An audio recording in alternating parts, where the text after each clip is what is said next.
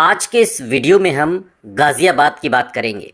गाज़ियाबाद संसदीय सीट जो इस बार बहुत अहम और महत्वपूर्ण हो गई है, इस लिहाज से कि बीजेपी के इंटरनल सर्वे में गाज़ियाबाद पिछड़ती हुई सीट है। और एक बड़ी वजह यह भी है कि इसीलिए मौजूदा सांसद वीके सिंह का बीजेपी ने टिकट भी काट दिया। बीजेपी ने इस बार लोकसभा के चुनाव में वीके सिंह की बजाय अतुल कुमार गर्ग पर दांव चला है। उन्हें गाज़ियाबाद लोकसभा सीट से टिकट दिया गया है, लेकिन इस सीट से विजय पताका फहराना अतुल कुमार गर्ग के लिए टेढ़ी खीर साबित होगा। गाज़ियाबाद से विधायक अतुल कुमार गर्ग के सामने सिर्फ एक चुनौती नहीं बल्कि चुनौतियों का पहाड़ है। उनके सामने जातीय समीकरण को साधने की चुनौती तो है ही, पार्टी के नेताओं का विरोध और स्थानीय लोगों की नाराज़गी जैसी कई मुसीबतें हैं। और ऐसे कई उदाहरण हैं जब गर्ग और उनके बेटे को स्थानीय लोगों का विरोध झेलना पड़ा। हालांकि गाज़ियाबाद सीट पर जीत हमेशा से बीजेपी के लिए आसान रही है, लेकिन जीत की ये राह गर्ग के लिए आसान नहीं होगी। अतुल गर्ग के सामने चुनावी मैदान में कांग्रेस की उम्मीदवार डॉली शर्मा हैं। गाज़ियाबाद को डॉली का गढ़ माना जाता है। पिछले लोकसभा चुनाव में डॉली इस सीट से तीसरे पायदान पर रही थी।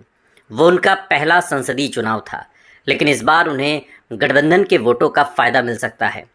बीते 2 दशकों के 4 लोकसभा चुनावों में राजनाथ सिंह से लेकर वीके सिंह तक बीजेपी के उम्मीदवारों को गाज़ियाबाद से प्रचंड जीत मिली है।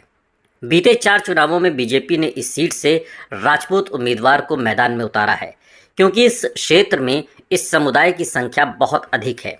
हालांकि इस बार पार्टी ने जातिगत समीकरण को नज़रअंदाज कर बनिया समुदाय के उम्मीदवार पर दांव चला है। अतुल गर्ग करोड़पति शख्स हैं जिन्होंने उच्च शिक्षा हासिल की है, लेकिन उन्हें वीके सिंह के वफादारों से नाराज़गी का सामना करना पड़ सकता है। और इसके साथ ही उन्हें राजपूत समुदाय से लेकर पार्टी में उनके विरोधियों तक का सामना करना पड़ सकता है। अब गाज़ियाबाद में 5 विधानसभा क्षेत्र हैं। पहले आप गाज़ियाबाद को समझने की कोशिश करिए, इसके भूगोल को और इसकी राजनीतिक स्थिति को। 5 विधानसभा क्षेत्र हैं जिसमें लोनी, मुरादनगर, साहिबाबाद, गाज़ियाबाद और धौलाना है। और यहाँ के शहरी इलाकों में ब्राह्मण आबादी ज़्यादा है। यहाँ के ब्राह्मण समुदायों को खुश करने के लिए बीजेपी विधायक सुशील कुमार शर्मा को हाल ही में योगी कैबिनेट में जगह दी गई थी, लेकिन राजपूत वोटर्स पर पूरे पश्चिमी यूपी में कोई खास ध्यान नहीं दिया गया। और इसी का नतीजा है कि यहाँ राजपूत समुदाय के किसी उम्मीदवार को टिकट नहीं दिया गया। मध्य प्रदेश की बरकतुल्ला यूनिवर्सिटी के एंथ्रोपोलॉजी विभाग में रिसर्च कर रहे पीएचडी स्टूडेंट पुष्पेंद्र राणा के मुताबिक गाज़ियाबाद में लगभग 5.5 लाख मुस्लिम, 4.7 लाख राजपूत, 4.5 लाख ब्राह्मण, 2.5 लाख बनिया, 4.5 लाख अनुसूचित जाति, 1.25 लाख जाट, 1 लाख पंजाबी, 75,000 त्यागी, 70,000 गुजर और 5 लाख अन्य शहरी समुदाय के मतदाता हैं। एक बड़ी लोकसभा है और बड़े या ज़्यादा मतदाता इस लोकसभा के अंतर्गत आते हैं, अच्छी खासी संख्या में। अब जो पुष्पेंद्र राणा हैं, जो पीएचडी के स्टूडेंट हैं, जिनका एक अपना रिसर्च है, उनकी अगर बात को सही माने तो कई दशकों से राजपूत उम्मीदवारों का दबदबा होने के बावजूद बीजेपी ने इस बार गाज़ियाबाद सीट से एक बनिया उम्मीदवार को चुनावी मैदान में उतारा है। और इसकी वजह यह है कि ये सुरक्षित सीट मानी जा रही है, बीजेपी इसे मानती रही है। बीते कई चुनावों में यहाँ पार्टी को आसान जीत मिलती रही। बीजेपी के उम्मीदवार वीके सिंह 2 बार यहाँ बम्पर वोटों से ऐतिहासिक जीत दर्ज कर चुके हैं। अब रिसर्च कर रहे पुष्पेंद्र राणा को अगर हम उनकी बात को सही माने तो उनका ये दावा है, क्योंकि वो उनका एक रिसर्च है अपना, वो ये मानते हैं कि यहाँ पर बीजेपी अंदर खाने कहीं ना कहीं इस बात को महसूस कर रही है कि स्थिति पहले जैसी नहीं है, इसलिए एक प्रयोग भी यहाँ पर किया गया है। अब 1991 से 2004 तक रमेश चंद्र तोमर यहाँ से सांसद रहे और उस समय ये सीट हापुड़ निर्वाचन क्षेत्र में थी। 2004 में सुरेंद्र प्रकाश गोयल से वो हार गए थे। हालांकि 2009 में राजनाथ सिंह यहाँ से सांसद रहे और वीके सिंह लगातार 2 बार यहाँ से बड़े अंतर से जीते। गाज़ियाबाद एकमात्र ऐसी सीट थी जो पश्चिमी यूपी में राजपूत उम्मीदवार को दी गई थी, लेकिन अब यही बीजेपी के लिए अग्नि परीक्षा की तरह होगी, क्योंकि राजपूतों की भारी संख्या होने के बावजूद इस क्षेत्र में कोई राजपूत उम्मीदवार नहीं है और राजपूतों की अत्यधिक आबादी होने के बावजूद सहारनपुर से आगरा तक किसी भी राजपूत उम्मीदवार को टिकट नहीं दिया गया। गाजियाबाद सीट भी बनिया उम्मीदवार को देने से अब असंतोष तो होगा ही।